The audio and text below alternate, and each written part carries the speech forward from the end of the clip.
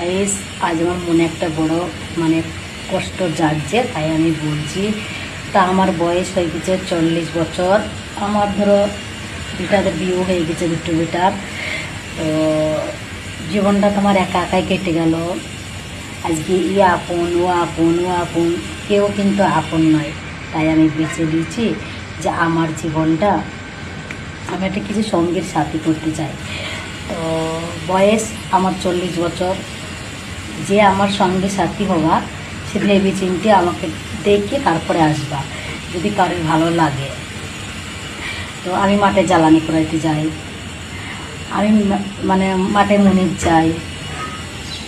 আর দ্বিতীয় কথা, আমি ধরো ভিডিও বানাই।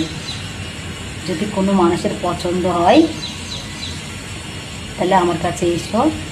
57 সেক্টরে থাকি আমি, বাড়ি আমার নদিয়া।